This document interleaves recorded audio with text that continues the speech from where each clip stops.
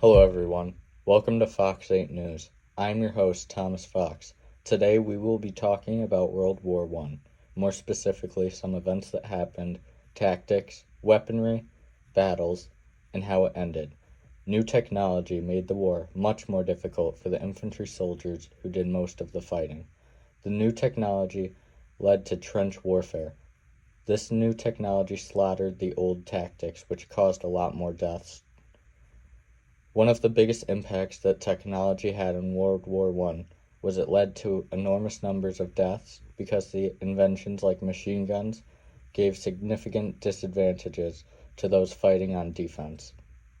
Here's a video to show you more information about new technology in World War I. World War I shaped our world in many, many, many ways. And it's important to realize it wasn't that long ago. It was not even 100 years ago. But it was really the end of the more traditional empires. It was the end of kingdoms. It really reshaped much of the globe, much more around states defined by nations rather than states defined by monarchies or states defined by empires. And it was also the first war where technology, or I would say modern technology has always played a major role in wars. In fact, wars have been a catalyst for technology often. But it was the first time that much of what we consider to be modern technology played a huge role in the actual carrying out of the war. And to a large degree, this is what made the war so much bloodier and one could argue even more protracted.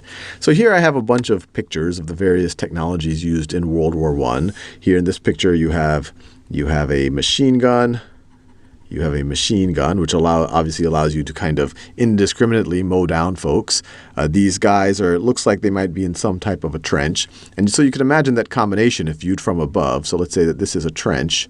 This is a trench right over here. We're looking from above. So there's some people sitting in the trench. A couple of these folks have machine guns. The rest of the guys just have rifles over here. If you wanted to storm this trench, you'd be in a bad situation. The guy with the machine gun essentially could just mow people down. They also tended to use barbed wire. Barbed wire wasn't invented in World War I. It was invented many decades before in the 1800s, but that would make it very hard for someone to cross this period or they would get stuck in it, at which point these guys in the trench could shoot them down. It would be very hard to shoot the guys in the trench. So it also, other than making it very deadly, it gave all the advantages to the defense. So anytime someone wanted to gain ground, especially in one of the fronts where trench warfare was being used, it was a hugely, hugely, hugely bloody affair. The other technology that became into mainstream use in World War I was the use of gas, and in particular poison gas. Poison gas. And as you see these gentlemen right over here, they're wearing gas masks because they're afraid that their opponent is going to use poison gas. And the benefit. Trench warfare. Trench warfare was a defensive military tactic used a lot by both sides of most battles, giving soldiers some protection from enemy fire, but also hindering troops from advancing, and as a cause of that, prolonging the war. The typical trench system in World War I consisted of a series of 2, 3, 4, or more trench lines running parallel to each other and being at least 1 mile in depth. Each trench was dug in a type of zigzag so that no enemy standing on one end could fire more than a few yards down its length. If the trench was one line, then the enemy could go to either side and get many of the other army. Life on the home front. Life on the home front was very rough. Rationing and food shortages became common as resources were delivered to the war.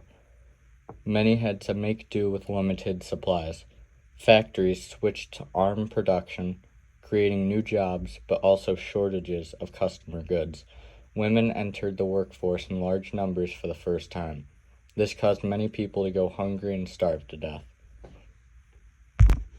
I'll be talking about 2 historical battles in World War I. The first battle is the Battle of Dodger Bank on January 24, 1915. After decoding intercepted German messages, the British Grand Fleet attacks the German Marine in the North Sea, sparking the Battle of Dodger Bank. The smaller German squadron retreats but can't outrun the British. Long-range gunfire ensues, but while the German SMS Blucher cruiser is sunk, the British HMS Lion is severely damaged. The second historical battle I'll be talking about is the Battle of Verdun, which lasted from February 21st to December 18th, 1916. It became the longest battle in modern history. World War I engagement in which the French repulsed a major German army. It was one of the longest, bloodiest, and most ferocious battles of the war. French casualties amounted to about 400,000, German ones to about 350,000. The French ended up winning the battle. The last topic I'll be talking about is the Treaty of Versailles. The Treaty of Versailles was signed by Germany and the Allied nations on June 28, 1919, formally ending World War I. The terms of the treaty required Germany has to pay 132 billion gold marks, which was 33 billion in US dollars at the time, in repairs to cover civilian damage caused during the war. They had to disarm, lose territory, and give up all its overseas colonies. This was humiliating to Germany because they had to pay war debt.